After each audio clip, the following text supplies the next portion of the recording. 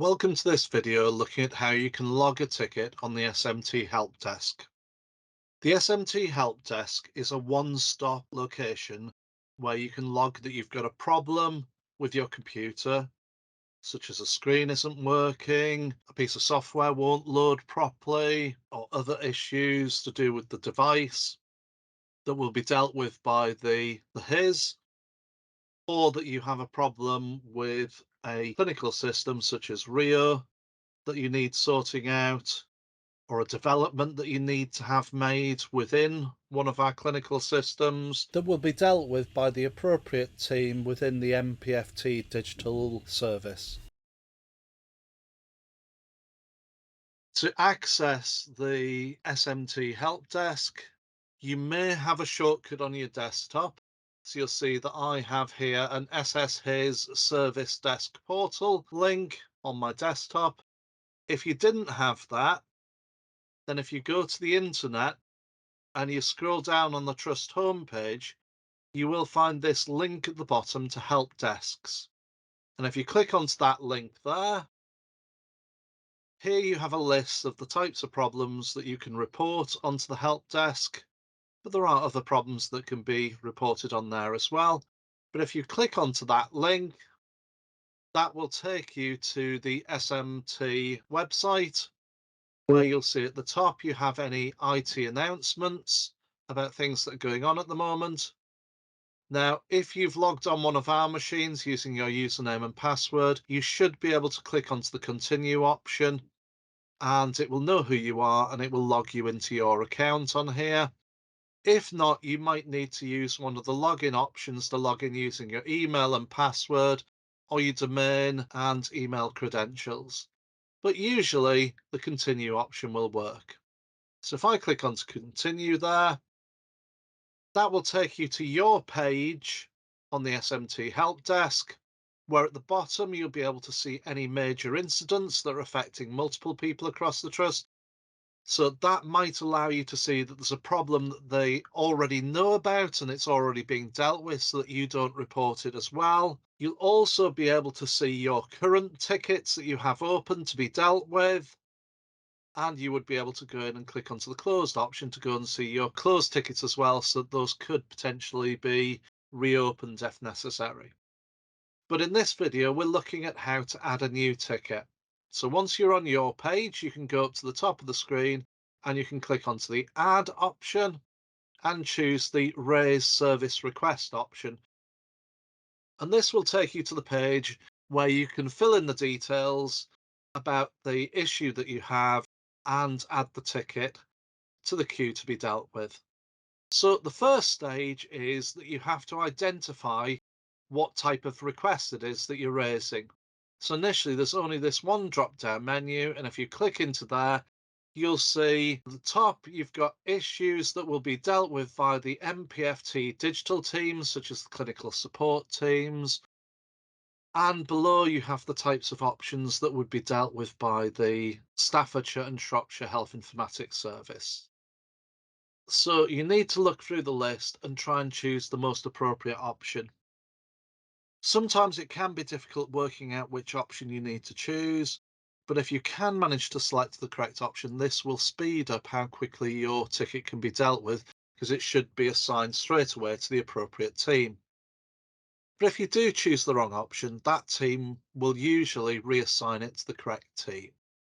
So today, I'm going to choose that I want to record that I have a training query that needs answering. So if I click onto the MPFT digital training query option, that will then open up the rest of the form. And the option that you chose is at the top and can be changed if necessary, if you realise that you should have chosen a different option. Down at the bottom, there is a progress bar that shows you which options that are mandatory that you filled in and which that you haven't.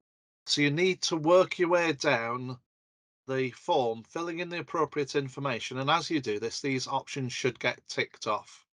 So first thing that it asks you is this your request? Yes or no?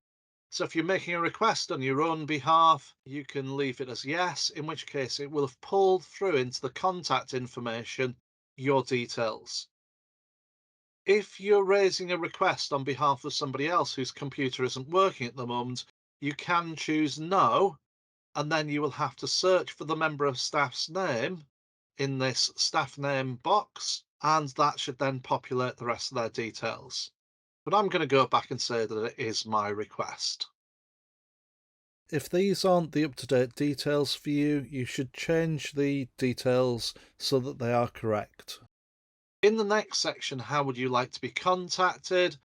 This is one of the mandatory fields. You need to choose which way you would prefer the technicians to contact you. So would you prefer they ring you on a sort of landline, on a mobile device, email you, or would you prefer that they contact you through Microsoft Teams using the chat or the call functionality? So if I choose that option there, Your contact details should be displayed there, including your email address, your landline number if you've given them that, and a mobile device if that's different from the phone number that you've given them. You can change this information if it's incorrect. so once you've chosen your contact preference and filled the details in there, that should be ticked to say that that stage has been done now. The next section you need to go to is to describe what the issue is. So first of all, you need to add a subject. So this is just a short description of what the issue is. You can add a brief subject explaining what the issue is. And then in the description section, when you click into that, it will pull through the subject as a heading at the top, and you then need to add further information as required. Add as much information as you can to help them work out what the problem is and know who to assign it to so it can be dealt with as soon as possible. And you'll see that that's now ticked that the ticket details have been filled in. It is then optional to add attachments if you want to. So if you wanted to, for example, attach a image of a error message that you're getting when you try and use a program, you can click on to choose file, and you would then be able to select a picture from one of the folders if you needed to. If you scroll down, the final mandatory section that needs filling in is whether this is to do with a specific device.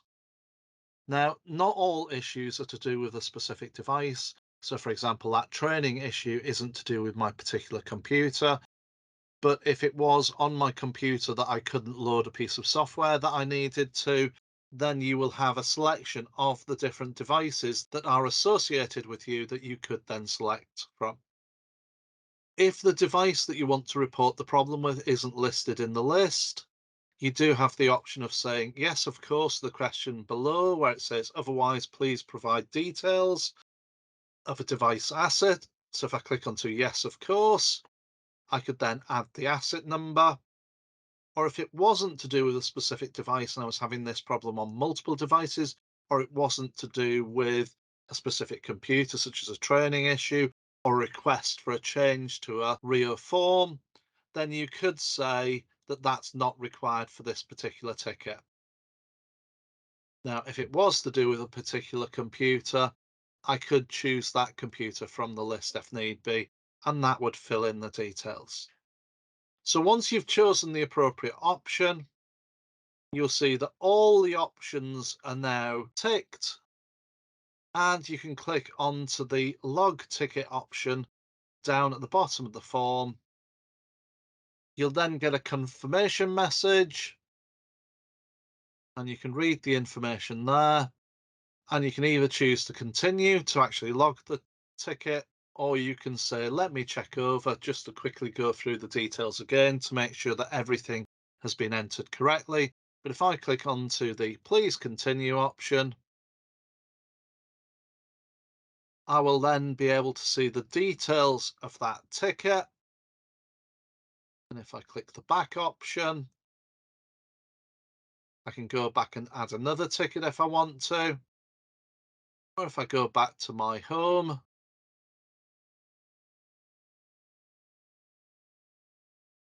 details of that ticket should appear in my ticket shortly. At the moment, it hasn't processed through, but that should appear in there, and I would have the option at the side to update it. And I should receive an email through into my email account, which gives me the details of the ticket number, so that if I need to contact them to chase it up or to add additional information, I know what the ticket reference number is. You may get further emails as it gets assigned to a particular member of staff for them to deal with, or if they have any follow up questions. But you can go back into the service management tool at the SMT help desk to check the progress from there as well. So that's how you can log a job on the SMT help desk if you've got a problem with your computer or you need assistance with something to do with one of the clinical systems.